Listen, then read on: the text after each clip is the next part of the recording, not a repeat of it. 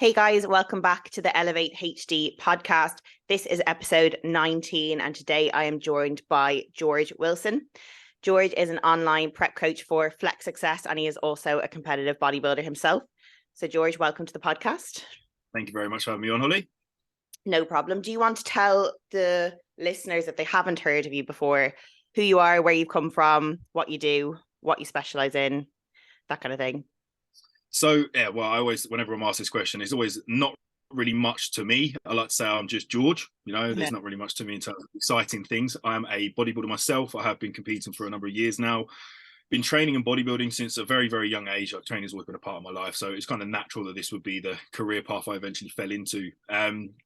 So I coach for the company Flex Success. We're an Australian brand, predominantly focusing in Gen Pop and also comp prep clients over in Australia. Bit of a weird kind of niche that I ended up over on that side of the world, being based in the UK, but I was very fortunate working with Joe, my coach currently, who kind of put me in the right direction to have these kind of opportunities, which has been quite awesome. So predominantly, like I said, I work in the Australian space within the competitive bodybuilding scene. My main role at Flex is as a comp prep coach, so all of my clientele are now specifically biased to competitive athletes. But kind of more so the job role I was kind of given was kind of to take over on the female side of things. So, we have Dean kind of heading the head of the team with the comp prep. And then he passed on kind of a lot of the female work, enhanced female work down to me. So I guess if we were to say specializing in, it is competitive clients, but a niche from that as well is female and specifically enhanced females. Yeah. And I've always been really admiring how much effort and research and study and work you put into understanding not just like female PEDs and female assistants, but like female biology and anatomy, and how, like the saying goes, like they're not just little men, like there is more nuance to them. 100%. It's I think it's something I kind of fell into by accident. I didn't, definitely when I first started coaching, I had no aspirations of specifically being, working with female athletes. Being a male myself, when I started, I probably had little understanding of how females worked, let alone, trying to keep one happy at home anyway. So it kind of happened through my partner prepping for competitions in the past with an old coach, and me seeing, not that I would judge anyone else's practices, because we know there's a million and one ways to skin a cat, but there was a couple of things within health that were triggering me that I was noticing just from living with this person, being with my partner for so long, loss of menstrual cycle for far too long during the contest prep and out the other side, that led to me doing my own research and trying to fix this problem that was occurring here that her coach wasn't aware of. And by chance just kept stumbling further and further into the research and found quite a big interest in how unique the female physiology is. So as I started looking more in the enhanced realm, I suddenly become really aware that there was so much about your guys' natural physiology that as a coach, coaching female athletes, I should understand. Like anyone, I think is a big opinion I have now, is that Gen Pop competition client alike, if you're working with a female or female specifically, you must have a baseline understanding of how the natural physiology works in a female, surely, just so you can understand and make predictable outcomes and coach this person correctly and healthily. Yeah, because it is so different to males. Like males have this kind of constant, stable level of hormones that doesn't really tend to change. Might dip off towards later years, but with females, there's so much fluctuation on a day-to-day, month-to-month basis. You need a bit of an understanding of that to know how they truly work, because it is going to affect them physically and mentally. Especially when you do extreme things like bodybuilding, like big off-season mass phases, like big competition preps. It's all going to be affected. So you need to have that awareness, that understanding. And also it's, in my opinion, it's a little bit malpractice to not understand that and to put a client through something so extreme without knowing the repercussions and without educating them on the risks as well before they make that decision, because we can't make the decision for them of what to do, but we can give them the information so that they can make an informed choice themselves. And then you can do, whatever they're happy to do. Yeah, completely. But yeah, so like I said, it was exactly that scenario right there. Through lack of knowledge, lack of understanding from coach and client, my partner being the lack of knowledge there. I think this is not just a blame on all coaches that are coaching females that understand what they're doing, but I think there has to be some social responsibility here, so some personal responsibility for females in general. And I think there's a lack of understanding of the female body, even in females themselves. I don't know, maybe it's just a lack of interest growing up through school, perhaps, but there's so many females now, when I say to them on a consultation, hey, do you track your menstrual cycle? What does a typical menstrual cycle look like for you? Do you notice any variations? Does it change much? Yada, yada, yada, running through the questions, and they have no answers. And I just think this is such a common, or what should be such a common practice, is females understanding what their normal menstrual cycle looks like, and just having an understanding of how these things move, and understanding what each part of the phase means for their body. And I think just as human nature, we should understand how our bodies work to some degree. I'm not expecting everyone to be scientists, of course, but I think there has to be some kind of responsibility for both parts in this, perhaps, that more females need to put some more focus into understanding how their bodies work and their own health, so that when people give them bad advice, they have a kind of understanding to know, maybe this isn't right, I should probably go get a second opinion. At least then they're able to pick apart these poor practices, or ignorance or lack of knowledge in people that they're looking to for advice and guidance. Yeah, and I think it stems from a young age, like a bit of taboo and a bit of shame among female bodies, and especially because female bodies tend to be very sexualized, that we tend to shy away. We're embarrassed our bodies, especially when females go through puberty and changes occur, and we become more hyper aware of how we look, and how we're changing versus other people. And I think that sometimes that taboo just isn't broken. Like, we tend to always have that embarrassment about talking about our menstrual cycles, talking about our sexual health, things like that. Whereas I think in bodybuilding, we are getting a lot better with that. Like, we are quite open and honest about most things. Especially like, yeah, female physiology is quite open, and people are very like honest and aware of what's going on. But when it comes to the PED side of things, I think it is coming. Like, we are seeing a rise in the honesty around it and the openness around it, but it's still a lot further behind the male side of things. Like, the male PED side of things is just a given, it's an expectation, people just know that it happens. With females, it's a bit more under the table, a bit more secretive. Yeah. So I completely agree with you there, Holly. It's still a taboo subject, very much a taboo subject with female enhancement. But it is, I think, the direction, you're right in saying that the direction the industry is heading in, we are becoming way more open about talking about it. We have a lot of good, I know this shouldn't be the determining factor of who spreads the knowledge, but we do fortunately have quite a lot of good high level competitors, professionals now coming out talking about what they truthfully do. And it's giving the amateurs and the people aspiring to these high level competitors a more of an honest reflection of what they've had to do to get there. So it's creating more realistic ideas and goals for people as well, but allowing people to understand fully, hey, look, if I want to achieve this, then chances are I'm going to have to go along the route of X, Y, and Z. And this communication that's now happening is allowing for the correct knowledge to be spread. Of course, there is some misinformation being spread alongside that as well, but in most cases, the industry itself is definitely moving forwards with female performance enhancing practice for sure. Yeah, and that's something I get, like, if a potential client comes to me and they want to step on stage for the first time, they might show me pictures of IFBB pros or like high level bikini athletes or other type of competitors, and they say to me like, I want to look like this, and they're naive in the fact that there is a lot of things that are in place to get them to that position. So I have to open up the conversation and say, well, this person is likely assisted, here's the things they likely had to do, these are the risks they had to take, are you happy to do that? And sometimes they're completely shocked because they just had no idea, especially in bikini, that PEDs are even involved in bikini. Whereas these days, because it's becoming more and more unattainable to get that way naturally, it's just kind of par for the course in a lot of respects. But one thing I was going to ask you is, I often hear kind of a soundbite that everyone should do a natural prep first, because maybe it just shows them whether they like the prep or not, they get the experience, they're not taking certain risks in doing so. And, I think the phrase thrown around is like finding your natural potential first before you go assisted. And obviously, I think there are a lot of holes in that advice. I was just wondering what your opinion would be on that. I think outside of the health parameters, looking more like mental ability and mental fortitude to see whether a client can actually do a prep, I think doing a natural prep for anyone, both male and female alike, is maybe not to the full extent of stage condition, but at least put yourself through a good extended prep window to perhaps 6 to 8 weeks out condition, to really get a feel for whether you enjoy the sport, whether you enjoy what it takes, whether you have what it takes, whether what you need to do to achieve the goal works in with your lifestyle, and all those other external variables that are all very important, whether your mental health can be sustained during this time of living a slightly unbalanced lifestyle. But the whole kind of idea of reaching a natural set point, to me, has always seemed like you're holding yourself back, because you're going to waste 5-10 years chasing this natural peak that you're trying to achieve, when them 5 to 10 years could have been spent really chasing maximal progression, taking the risks necessary to achieve the goal at the end. So to me, this whole like natural trophy that people hold of saying, hey, I waited until I got to X, Y, and Z before I jumped on juice, to me just seems like someone who is either scared to make the jump for whatever reason, absolutely fine to be in that way as well. You've got to be apprehensive with these decisions with your health, or through a lack of knowing what they really wanted to do before making the jump, as opposed to them trying to achieve their natural potential. Because logistically, we know that your natural potential is capped. You know, we don't see any natural bodybuilders bar like one or two that really make it to like pro level physiques anyway. So even if they're perhaps lying to themselves a little bit, they know and understand that if that is their goal, they're probably going to have to take that jump at some point, and they are just wasting time in essence there. But I do believe the first prep,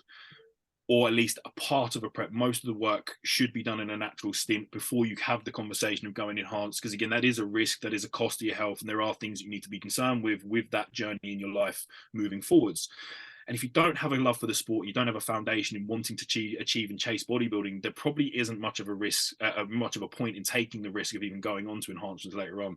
It kind of negates what I used to believe as a youngster, and over the years, my opinion of using PEDs in the male space was all like, very much, if you want to do what you want to do, crack on, just try and be as health conscious as possible whilst doing it. Whereas now I still kind of lean more towards saying that if you're not chasing competitive aspirations, for me now personally, it wouldn't be a cost or a risk that I'm willing to take. Now that I understand what those risks are, and I'm happy in chasing bodybuilding, chasing progression like I am, if I went back to my younger self, I'd probably say, stick this out natural for at least one prep, just to see if you actually enjoy it. But that's the only reason. We don't want to be wasting too much time there. Yeah, and conversely as well, I think people who are on the natural side and maybe are kind of identifying themselves as a natural competitor, I don't think they are fully aware of the risks involved in a natural prep as well. Like, a risk in a prep isn't inherent to the fact that it's assisted. It's inherent to the fact that it is a prep to get to extreme levels of body fat conditioning for stage. And I don't think people realize that. They think that the risk is synonymous with the PED usage and the assistance, when really it's synonymous with the actual extreme goal of achieving that suboptimal level of body fat to be ready for stage. Because there are a lot of health implications at play once you decide to go down that route.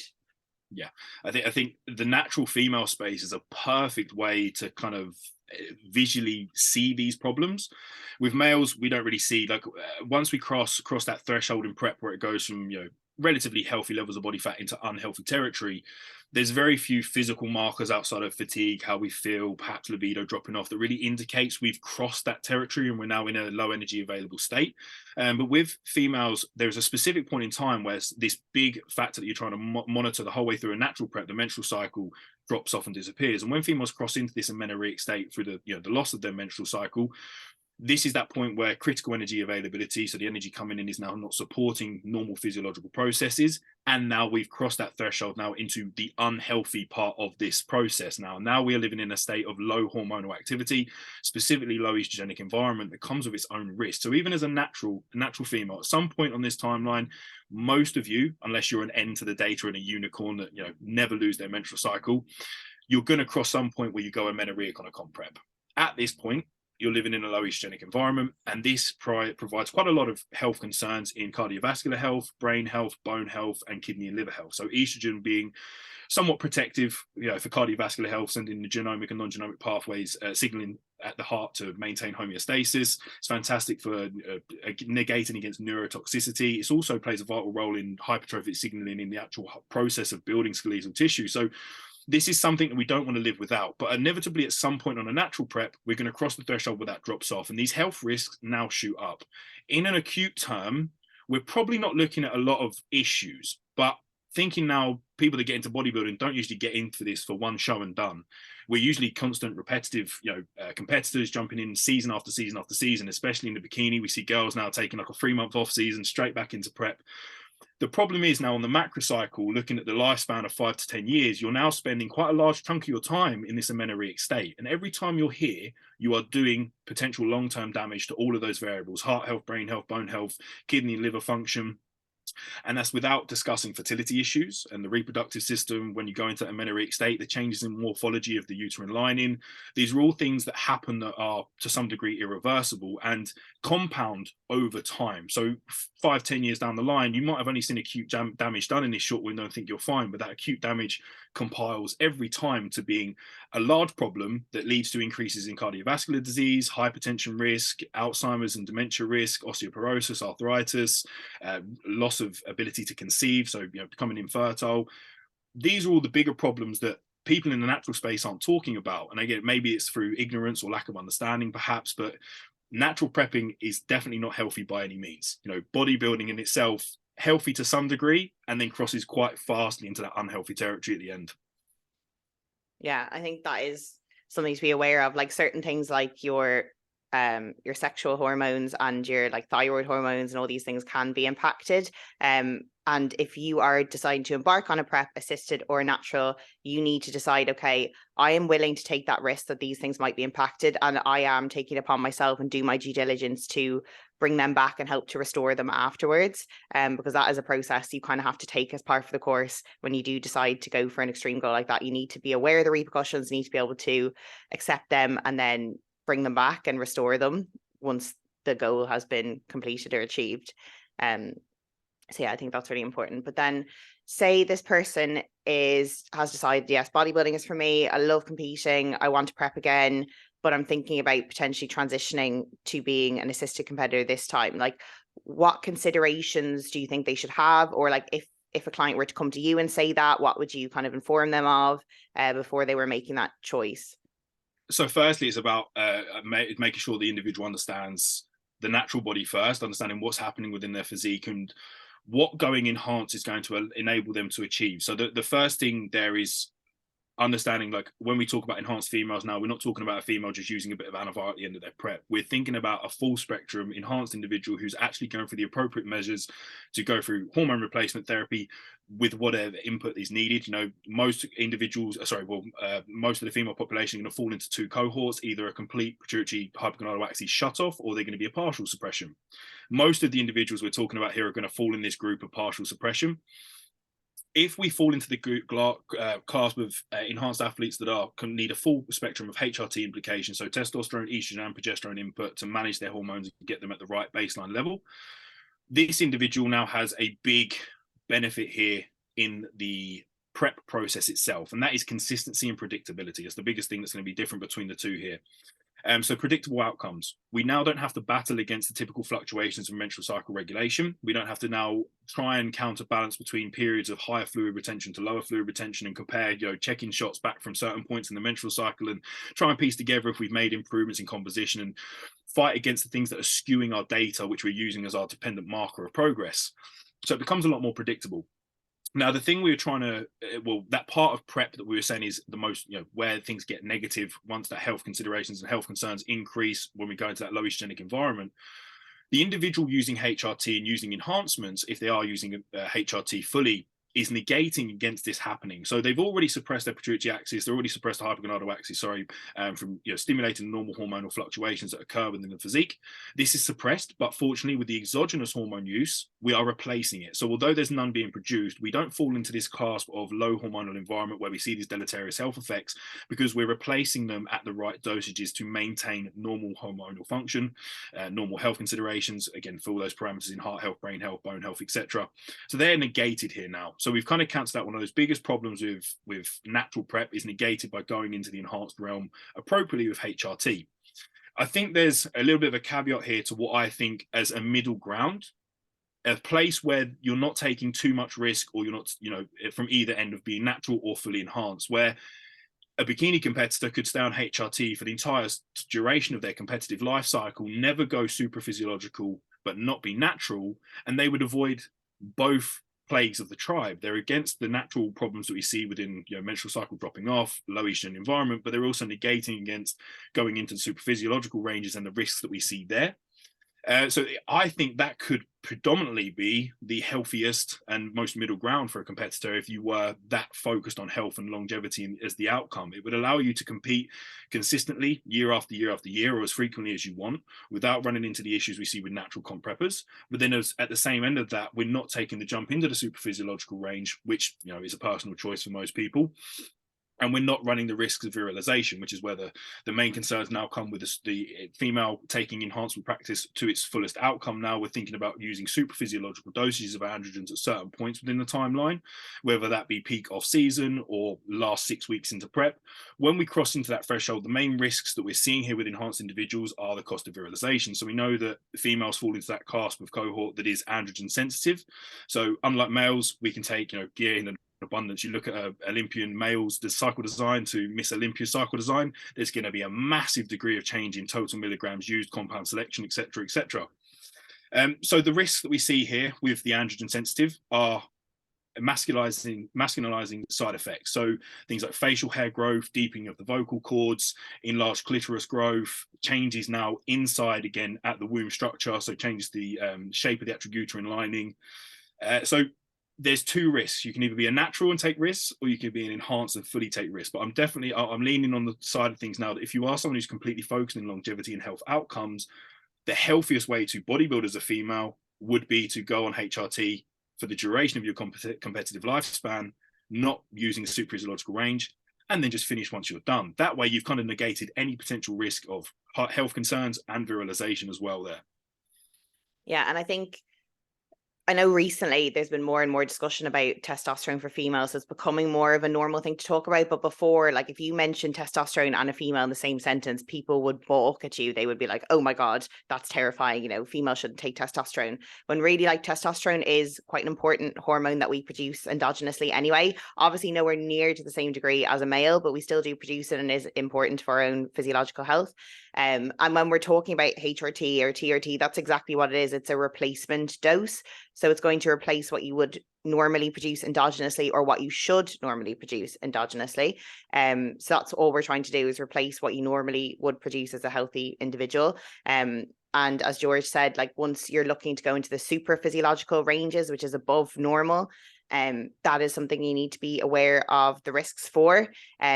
You know, have you educated yourself on the potential things that could happen, the consequences, the side effects, and is the goal worth that for you? Like it's a risk to reward ratio that you have to figure out for yourself. I don't think anyone can make that choice for you but yourself. But what we can do is educate you on the facts, and then you take those facts and you make those decisions. And that's usually what I would tell a client who was approaching me about it. Completely. You made a good point there in regard to testosterone. And I always have this conversation with females that want to go on enhancements. And you say to them, right, first starting port of call is to assess where your true replacement dose of testosterone is. And you say the word testosterone to them, and it's like alarm bells ringing off. The mind goes, we need to get this stigma away in the industry or within the medical field itself that testosterone is a male hormone and estrogen is a female hormone, because it's ludicrous. Both males and females alike, we have the right amount of each respective for our gender. That is it. But they are not specifically biased to just males and females. And, that's the only, if we give each other those hormones, it's all going to go horribly wrong. It's just definitely not the case. And like I said, testosterone drives up some acute physiological responses in the female physiology and is very, very important for normal homeostasis and function. So getting it through to people, understanding that females have testosterone, it just needs to be in that right amount is critical. I know I said a minute ago about like that middle ground for competitors, what I believe to be the most healthy. But obviously now thinking like in that super physiological range, most individuals who go on to enhancements aren't planning to just stay on HRT for the perceivable their competitive lifespan. They are obviously individuals who are looking to maximize their potential of growth and or look when it comes to competing in those last 6 weeks. So that wasn't me saying that all of you guys should pull back on and just stay on HRT forever. I completely understand that there are some of us that would like to take more of these risks. But it's now understanding on that end spectrum now, like what are those risks and what is the safest window of time or total milligram that we could use here to kind of keep us in that healthy range and not run the risk of virilization. And I think the first thing, again, when I'm speaking to a client about this is understanding there's so much genetically unique individuality between one female and the next. So just because you exhibit virilization, anything above 3 milligrams testosterone per week, the next person might need 9 milligrams to be a true replacement. There's so much variety and dependence here. And you don't know your risks to virilization. You don't know your risks to stepping outside of the natural female realm until you get there.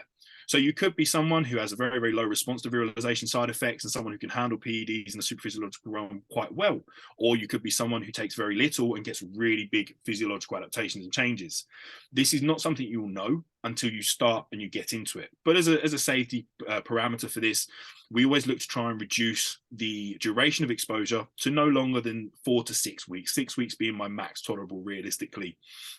Thinking now like duration of exposure on a yearly cycle now, trying to limit it to maybe 2 stints of 6-week exposure max during the time. And this might look like 6 weeks in the off season, peak of your off season, and then 6 weeks leading into comp perhaps. But typically in data, when we think about using the same dose for a set window of time in females, we see a dose-dependent response massively increase at the end. So past that 4 to 6 week window is usually where the virilization of the same milligram of compound used will then increase drastically in the female physique. So duration of exposure is kind of one of the bigger things to discuss with my individuals, making them understand and be aware that we will only use this for 4 to 6 weeks at a time. And that is it. We can't extend this any longer because we're running the risk of permanent changes. Another thing as well to highlight to the client is that these risks of virilization are not reversible. So when your vocal pitch changes, that's permanent. When your clitoris actually enlarges and physical solidified tissue grows, not just inflammation, that is permanent. Facial hair stimulation, follicle growth, permanent unless you get it surgically removed. These are things that you can't then reverse. So this is a little bit more of a cost and a risk than when we're just talking to a male about, hey, go enhanced. Like, you know, you might get jacked, your voice might get a bit deeper, you might get a beard. Sweet. With females, not so much the case. These are highly irreversible consequences to these actions. And again, that's a big focal point to highlight to a client before making that decision, because they might think, oh, it's all right. If I get a little bit of hair growth, it's fine. It'll go back to normal. Not the case. And I think when we're discussing kind of anabolic androgenic steroids like this, roughly speaking, all types of steroids provide the same level of anabolism, but very different types of androgenism. So we're looking at that ratio where we get as much anabolism as possible while limiting androgenicity. For a female, for males, it doesn't really matter. Like, they don't have to care about that. So they can kind of take any anabolics within reason. Obviously, we want them to be safe for use, quote unquote. But for females, you need to be aware of that ratio. So what kind of compounds then would you suggest as the primary preference for a female? Ones that we have predictable outcomes in data for. So this applies to everyone using PEDs, and I think is a very common trait of both males and females alike. When we think about compound selection, we should go for things that we know have predictable outcomes, or at least predictable consequences. So we've seen in clinical data that these drugs have been used at some point for some method of clinical practice, whether that be HRT treatment in postmenopause, whether it be for anti-catabolic properties in muscle wasted diseases, whatever it is, you know, trial for, we should see that these drugs pass human toxicity testings to be approved for human use. That's the first barrier of entry. Then within the female specific space, we now need to think about what compounds are not driving up higher androgenicity, obviously to drive in those masculinizing side effects. And again, we can refer back to data in this because there's quite a lot of clinical data in postmenopausal treatment. You know, most of these derivatives of testosterone that we've had pass through clinical practice have been made with the focus of being prescribed to or used within the androgen sensitive, so within the elderly, children or females. That's the reason we wanted something that did all of the amazing effects of testosterone with all those great anabolic properties, but just without the androgen cost that comes with those, and that these cohort do not want to experience. So a couple of places to start. Obviously, testosterone just being a base for replacement, something that's essentially needed. Masteron, primobolan are two fantastic DHT derivatives that we should consider here because there's good long-term data in primobolan usage anyway in females, and we can take a good correlation there that Masteron being very, very similar to primobolan, that it would be similar in its causality and response. And there's a lot of conversation about Anavar and oral steroids in females, and I think Anavar is probably the only oral that would be safe for a female to use with the focus of not running into virilization side effects, again, being quite a low-cost androgenic DHT derivative. Obviously, still driving the same kind of anabolic response as what we see in all PEDs, just with a slightly less androgenic cost.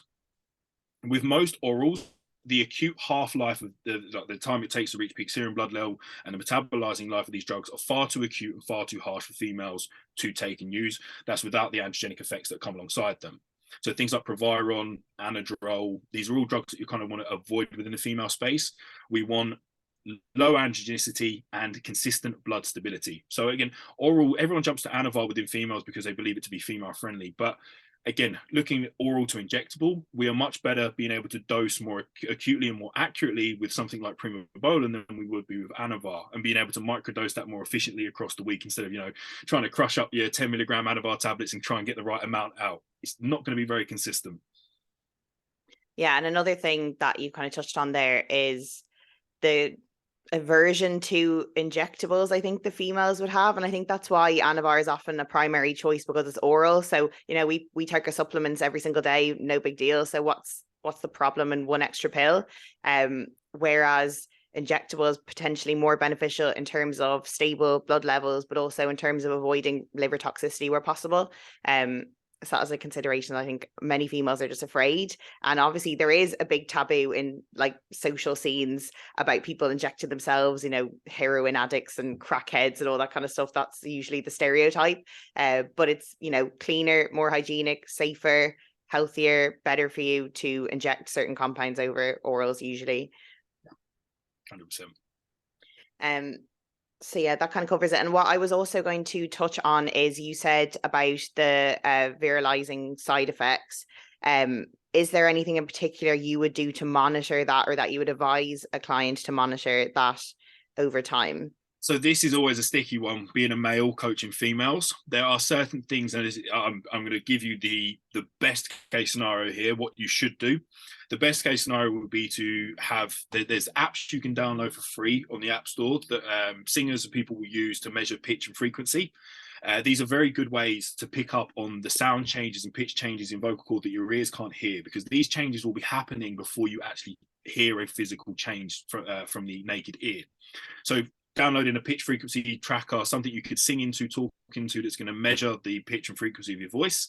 That way you've got comparable data at the start of pre-supraphysiological dose exposure to post-supraphysiological dose exposure, and you compare the two pitches and frequencies and see if there was any change, and if so, how much.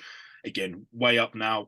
Your risk reward, if I repeated this 5 times over, this is the likelihood I'm going to have 5 times this rate of change. It's a very similar thing with all the aspects of virilization. So now when we think about clitoral enlargement, this is the one where I usually get quite a lot of laughs or sniggers at, being a male coaching females.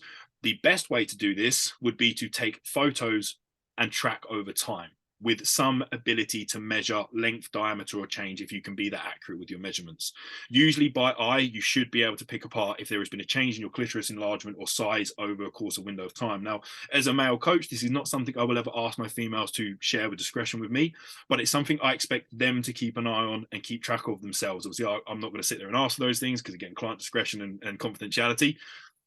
But this is something that females should be tracking. And I know it sounds really, really weird sitting there taking a picture of it, then comparing in 6 weeks' time. But this is, again, a clear way you can comprehend quantitative change and be able to forecast, again, risk reward. This is what's happened in 6 weeks. If I repeat this process 5 times over, likelihood I'm probably going to see 5 times this change. Does it weigh up in your risk reward now? With facial hair, or changes in facial hair or hair growth or anything like that, it becomes a little bit more harder to track, and is more of an anecdotal thing here, where I say to females, like, look, you don't have any facial hair growing on you. If you start to notice any kind of hair follicle or any kind of hair poking out or starting to grow, that's a pretty clear evidence to change happening within that space. But again, it's a little bit harder to track facial hair growth or follicle growth at the moment with our current metrics. But yeah, so tracking everything is vital. Mm-hmm. So kind of what you touched on there is what we tend to advise as part of the safe for use model, quote unquote, Victor Black, whatever, is that we do have this kind of baseline stack, which nearly runs year round, regardless of, you know, time or phase, which would be like your HRT and whatever other additional non-androgenic compounds. And then we would have cycles of androgenics on top of that, you know, that are intelligently placed to try and minimize duration of exposure and risk, while also kind of maximizing the physique outcomes. And that's what we tend to do. So in terms of, we have a HRT. So what other compounds kind of would you advise as part of a comp prep, both in terms of lipolytics or muscle mass retention or anything like that, that would be helpful?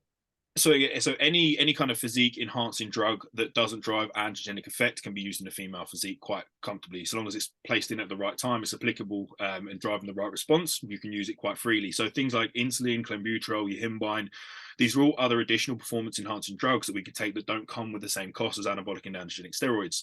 So specifically for a prep, for example, growth hormone, a fantastically biologically synergistic compound that our body deals with every single day. It produces its own growth hormone, something you could use in a female in the fasted window to drive those additional lipolytic gain, lipolytic benefit there of more fat moved from a fat cell, more fat oxidation.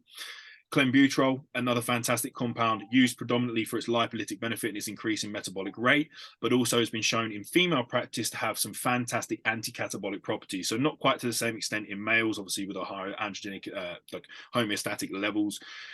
Clenbuterol doesn't drive that same response, again, because we're taking so much more different compounds that are all driving this same effect tenfold in comparison. But in females who don't use androgens or are androgen sensitive, you can quite clearly see the data where clenbuterol provides an anti-catabolic stimulus, right? So it helps with muscle wastage. So growth hormone, clenbuterol, metformin, and telmisartan, two considerations for health consequences that are both things that can be used all year round, but metformin and telmisartan both having secondary and thirdly mechanism of actions that are beneficial for either skeletal tissue hypertrophy and or skeletal tissue maintenance during a prep. I'm just trying to think, potentially in an enhanced individual, you may be looking at using exogenous insulins come peak week or in the off-season setting. They're all essentially very safe and healthy for a female to use. The female physiology deals with most of these compounds like growth hormone and insulin on a day-to-day basis. So it's something that the body should habitually deal with incredibly well. Yeah, and there are other things that people kind of have that stigma against is the insulin, because I've been reading a book recently which is about kind of fat phobia, because I was just interested in the whole kind of world of it. And the individual who wrote the book is a fat person herself. She self-proclaims herself as a fat person, and she exclaims that insulin makes you gain weight as like a factually correct thing to say, which obviously I took exception to, because that is not how it works. And I think a lot of women either think insulin is dangerous or insulin will make them fat, which obviously we know is not the case with either. No, not at all. So insulin is used as essentially like a storage compound, if you will. So it helps you to replenish your glycogen stores and it improves nutrient partitioning. That does mean that technically there may be a greater affinity to store more energy, so potentially more body fat could be stored in the use of insulin, but it's not a directly corresponding relationship here where you use insulin, you gain body fat. The two are separate in and of itself, and the environment in terms of energy now, so your caloric intake and where you are in terms of the other physical inputs is actually what's going to dictate whether you're gaining body fat, gaining tissue, or losing body fat, or which direction you're heading in. It's not insulin itself that's causing you to hold more body fat. It's probably because people that are using insulin are also in growth phases and they're also trying to push their body weight up, so they're going to gain more body fat in that instance anyway, just through the nature of being a surplus. But it does improve the ability to retain and nutrient partition everything that we are consuming and using. Yeah, and also when people say the insulin is dangerous thing, I think Joe always uses the analogy of like the LD50, which is the amount you need to kill like 50% of the population, is something like 2 or 3 pens worth of insulin. So unless you are like purposely trying to inject yourself with pens and pens of insulin, you're not going to do it by accident, so you'll be fine. You're probably doing what, maximum like 20 microliters of Lantus. You're not going to get to 3 pens accidentally. Exactly. If someone's trying to OD themselves using Lantus or insulin, they are doing it with intent, and they are probably choosing the worst option for that, because it's again, even if you took 3 pens, it's the LD50, it's to kill 50% of the population. Yeah. You're taking a big risk factor here with that decision you're making of whether it's going to happen or not. So yeah, I think anyone who's trying to do it with Lantus probably doesn't want to do it. It's more of a cry for help there. But like you said, it's incredibly hard to do, and someone would have to have physical intent of taking their own life to actually OD on purpose when it comes to using basal-acting insulin. Perfect analogy there with the basal insulin there with the 50%. I actually was listening to a podcast recently that I sent to Joe, and it's like 2 very informed individuals, like high-level researchers in the industry who are natural, so they're not assisted. And one of them was saying that one of his friends took insulin, went to McDonald's, but was too long in the car to get to McDonald's and died because he didn't eat food close enough. And he was like, oh yeah, and he died. I was just like, oh my Lord, there's so much that is wrong with that. And I sent it to Joe and he was very triggered as well. The process of hypoglycemia, like if you physically went that hypo, you would pass out far before that happened, and your body would go through a process of drawing glucose from somewhere. Typically, it would break down a protein and get it, but you're going to go through a pretty evolutionary safety mechanism response there, that if you go to hypo, you're going to pass out. You're not going to die first. Yeah, it's just no wonder there's just so much scaremongering around certain things. Like same with growth hormone, there can be a bit of scaremongering around that, and like tumor development and stuff like that, you've heard. So it is kind of hard for an individual who is natural, like looking to go assisted, trying to break through the noise. And that's why I think we are working so hard to put platforms out there that are safe and open, and people can ask questions and we can give them educated answers, that we've done our research and we have citations and we have papers to kind of back that up, and like years and years of clinical data. Because that's the thing, like when we talk about a model that's kind of like a polypharmacy safe for use model, everything that we implement has been accepted for use in humans in clinical trials or in clinical use. So we're not using anything that was approved in rat models or mice or whatever, nematodes or whatever we use as a model organism. These have all been used in the clinic in humans. And that is something that we are very kind of passionate about, that we would never kind of advocate otherwise. Yeah, 100%. No, definitely. It's got to have passed the necessary human clinical toxicity testings to even be approved for human use, for it to even be a consideration for me to think about using this in another person. We need predictable outcomes. We need to know, what is this drug going to do, so that we can negate against those potential negatives in the long term. Yeah, and that's why we kind of steered away from things like ostarine, because that never ended up getting approved for humans. So it is something we thought would be amazing. Like, wouldn't it be so cool? Because ostarine is a selective androgen receptor modulator, so a SARM. So basically, what the scientists were trying to do is divorce the androgenicity from the anabolism. And ostarine is as close as we can possibly get to that. We haven't fully achieved it yet. So doesn't that sound amazing that we can get all the anabolism without the androgenicity? But they still haven't been approved for humans. So therefore, we're not going to advise to use them until something safe and approved and accepted comes along, which would be amazing. It's an interesting tangent to go off on there, because I think ostarine is kind of like the first step in what I believe will be future female enhancement practice, because at some point we are going to nail it. There will be a compound that comes out that now doesn't carry this androgenic cost, and that will be the future for female enhancement 100%, because the biggest problem we're trying to negate against is that anabolism and those androgenic effects. Androgenism and androgenic effects. So when something like ostarine is successful, eventually a future version of it, or a different compound entirely, that will lead the forefront of female enhancement practice. That is the golden egg that we're looking for, that we've been trying to search for. And again, that's that process of clinical history, going from testosterone to DHT derivatives to now SARMs. We are slowly getting closer and closer in that feat. So I'd hope in the next few years we have something that really does change the game. Like, how amazing would that be if females could go assisted and not have to worry with all those virilization effects? Because that's what men, like, obviously men have to look after their health, because they do tend to have quite a large androgen load that is going to impact their health, their lipid profile, their heart, their liver, their kidney, everything like that. But they don't have to worry about becoming more masculine, because they're already masculine, whereas females have that big consideration. And not only does it impact, like, obviously how they look and how they feel, but their potential to have children, all that kind of thing. It is scary. It's a very, very scary thing, and something that takes a lot of time to come to terms with and accept, and have your own morals align with that. It is difficult, and it's something that I think most women will battle with every day when they go to choose that route. 100%. Yeah, definitely. I think the fertility side of things is something that's not spoken about enough, I believe, in the bodybuilder space. I think just predominantly because most competitive bodybuilders either aren't really like having children, having a family isn't like the forefront priority of their life, or it's in the back burners, or there's something they're completely not phased about. Quite a lot of bodybuilders I speak to don't really have aspirations of having a family such, because they accept the risks of what we do. But there are still females that come to me that say, okay, what's my risk if I want to jump on gear for my heart health, my brain health? Like, they're a little bit further ahead than most. And I think, yeah, that's great, but barely any ask me about their risk to fertility, or is this going to affect my chances of having a child when I'm older? And the realistic answer here is that you could be N.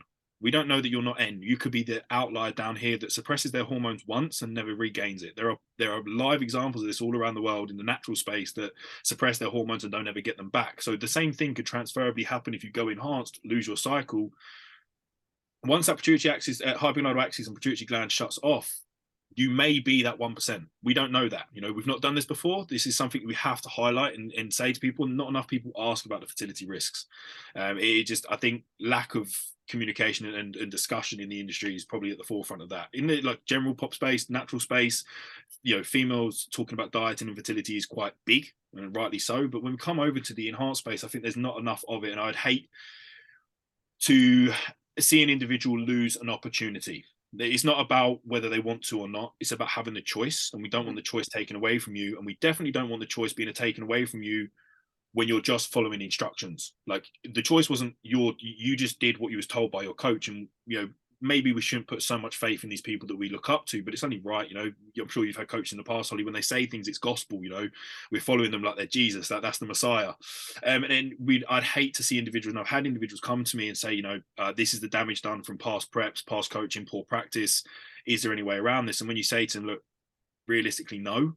it's a horrible conversation to have. So I hate seeing people land in that opportunity or in that environment or potential.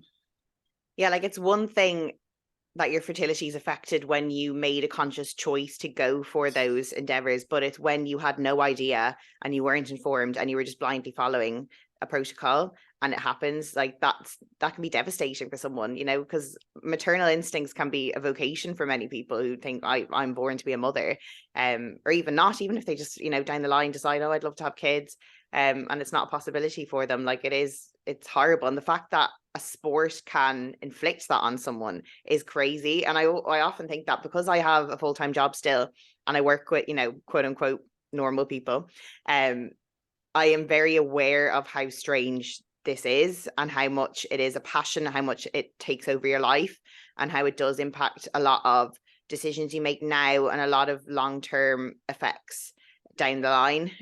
Not only in terms of assistance, but in terms of like training. Like if you're not careful with how you train, you know, we've seen many people end up in wheelchairs far before their time, or like really, really severely injured joints. Like, you know, they're not able to walk properly. They're not able to like run after their children in years down the line. And like it is a very traumatic, I would say, sport to go through because it impacts every single physical aspect of you, every single mental aspect of you. It's a never switch off. You don't just like go to football practice and come home and watch the TV. Like you're on 100% of the time. Even when you're resting, that is conscious because you know it's going to help you with your bodybuilding. There's never a fully switch off moment.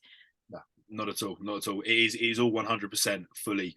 I think the mental and emotional side of things, I think we just kind of skipped over that bit. I think it's something we need to come back to, which is just as important when we look at natural versus enhanced preps. And the one biggest change I see here is if we look at a natural individual and we say they've got a normal regulated menstrual cycle, there's at least 1 week of every 4-week window that is going to be a shit week. It's going to be a bad week. Performance is going to drop. Numbers are going to drop. Your mood, your perception and illusion of how you perceive yourself is going to drive up more emotional stress because you see yourself in a negative fashion, a negative light because of the hormonal fluctuations.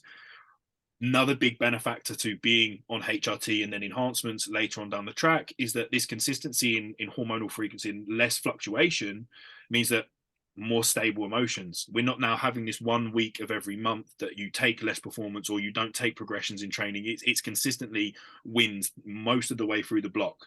So that's again, emotionally, how you perceive yourself will change. You're not going to have these big fluctuations in slumps of illusion and perception, which will make the whole prep in and of itself a less stressful environment, which is the goal of any prep, is to not make it easy, just make it as less stressful as possible so the individual can bring their best package. So that's a big benefactor in emotional and mental health there that changes quite significantly. Yeah, like the mood swings you experience on prep are bad enough as they are without being exacerbated by the hormonal fluctuations that you will endure. So to have a nice stable level of hormones coming into you will hopefully kind of mitigate that and help you feel a bit more just balanced most of the time. So yeah, that is a consideration. But then going into then overall health monitoring, so not just virilization monitoring, what would you suggest kind of either before prep, during prep, after prep, in terms of what you would look for just to manage our overall health? So just as a general consideration, an echocardiogram at least once a year with an individual to start off with, and then at least then between echocardiograms, you can then weigh up if there is a need to assess more frequently, so like on 6-month or 3-month intervals, just as a background check on the heart. So obviously we can take a look through blood work, which again, another vital important thing that we look at perhaps in a pre-prep phase to make sure that we are in a good physiological state under the hood to actually go on this path, on this journey, and take on loads of more stresses on these internal systems. So making sure blood work's ace. But inside that, like lipid profile is great for giving us an idea of heart health, but it's never the full equation. And an echocardiogram should be done so that we can physically see left ventricle diameter, check see if there's any internal growth of the heart, and then look at ejection fraction coming out of that left ventricle, make sure that we are in an optimal state of heart health now. A calcium score test, again, leading on from that, the heart health side of things now, or a particle test would be much more beneficial so that we can check to see levels of calcification, plaque build up in the blood vessels. Again, as an enhanced individual or someone who's going to go enhanced, even in the female space, we've got to take a risk of larger degrees of hematocrit, larger degrees of the viscosity of blood vessel change that could lead to greater chances of a blood clot happening later on in life. So we want to keep an eye on cholesterol status, echocardiogram, calcium score test for the long term to make sure that, you know, 20 years down the line, like you said, Holly, we're not running into instances where it's biting us on the arse now what we've done here. So I think they're the main ones in terms of like long-term health check-in, and then short-term and immediate, making sure you've got daily checks of resting heart rate. Not so that in a week, it's not going to tell you a massive amount. Like blood pressure can fluctuate quite a lot across the week, but it allows you to look at trends over time, which is the important thing. And most of the time, blood work's going to skew as an end result of what's happened in this first X amount of months or weeks leading up to it. And in this window, you can usually see when things are starting to go west by keeping an eye on blood glucose, keeping an eye on blood pressure and resting heart rate, see as these things trend up over time or down or whichever negative way they're going. You can catch them early, usually before there then needs to be a mediation when you look through blood and go, right, we've got to do something now to correct this. Yeah. So I think what you're saying, yeah, to monitor the daily things, you know, resting heart rate or like HRV, we're kind of moving away a little bit from, but yeah, weekly blood pressure, things like that. But what I would also say is as females, we tend to be very paranoid and very anxious and very stressed about data.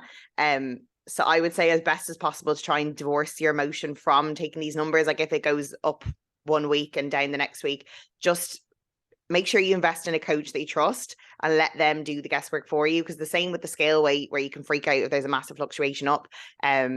Try not to let the daily fluctuations worry you, because it is more like a trend over time that we're looking for.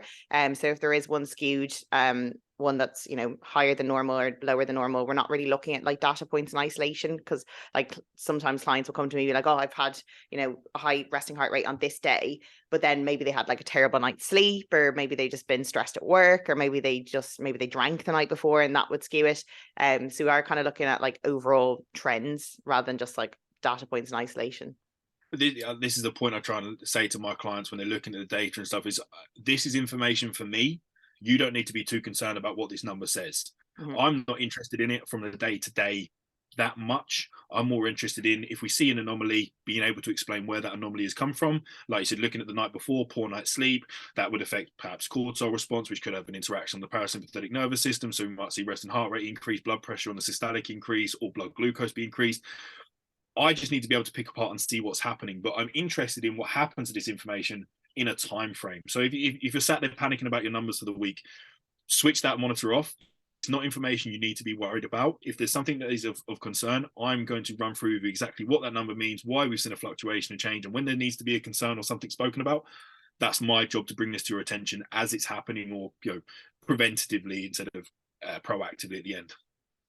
Yeah, exactly. So when it comes to a closing remark or a closing piece of advice you would give someone who has either done a natural prep or they're looking to go assisted, what would be your final kind of statement for them or word of advice? Do your research. Go to, research on a coach. So look around for someone who you think has the right knowledge for you. And if you don't know what to look out for in terms of knowledge from a coach, reach out to people who are enhanced. I can promise you now, bodybuilders and people in our industry, we are actually friendly, despite what the surface says, you know, big teddy bears. We are just soft, really, on the inside. We're quite nice people. So feel free to reach out. Ask people who are enhanced and who talk about their enhancement practice quite openly and show that they've got good knowledge and understanding. Go to them and ask them, you know, maybe they're a coach themselves. And if they have good knowledge and understanding, maybe that's someone you want to consider, or look above them. Who coaches them? Start looking for the people in the industry that have a valid, backed up voice and opinion, that, you know, look for good evidence-based data. Start there, but also do your own research. Now, I'm not saying everyone should be, you know, degree level scientists, because most of us don't have the ability to even accumulate that knowledge. But get a baseline understanding yourself. Don't just look for a monkey see, monkey do coach. Try and find someone who's going to help educate you along the same way, but start now. Do your own research. Look, if you don't understand enhancement practice or even close to understanding that, start with your own physiology. Work out how your body works and how your body responds.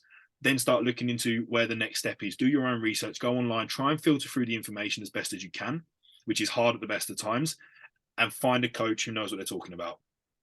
Yeah. And I always think, like, because I think I'm the only one who actually has a science degree.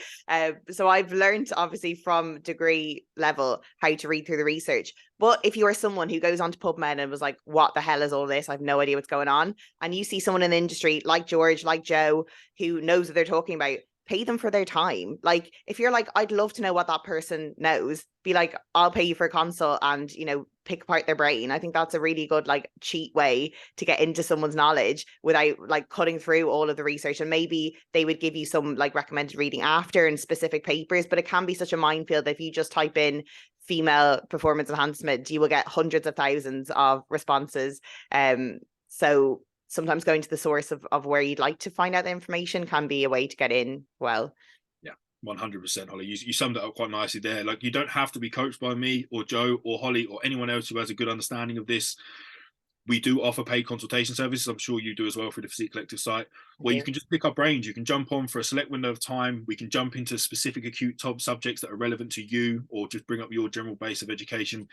Quite a lot of the time I use this to help collab with other coaches as well, to help run their PEDs for their clients, you know, in situ as a collaborative. So that's also something to consider there. Like, if you don't want to divorce your coach because he's someone who's been really good to you, or you've got a good relationship, doesn't mean if you want to go into the enhanced world and step away from their field of practice that you have to leave them completely as a coach. You know, you can collab people in and get people to work together. There are plenty out there. I know I'm always more than happy to do that.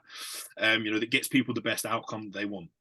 Yeah, I always think that's a really good hack in life. Like, if you want to learn something from someone, or you put someone on a pedestal and see them as an authority, like, just pay them. And what you do is like, make sure you make the most of whatever hour you have with them and ask them all the questions, and they'll give you all the answers, and you can get a lot done and a lot learned in a very short period of time. And I think it's a very, very cost effective way to learn as well.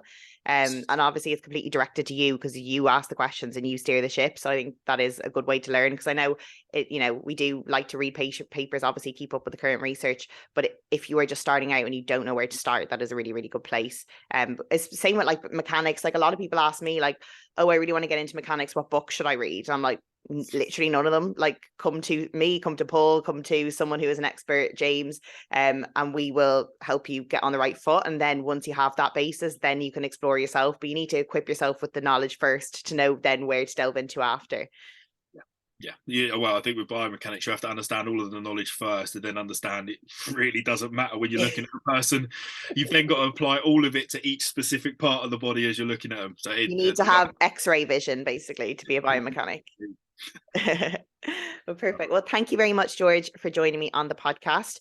Do you want to let people know where they can find you, either for coaching, for mentoring, anything like that? Absolute pleasure, Holly, as always.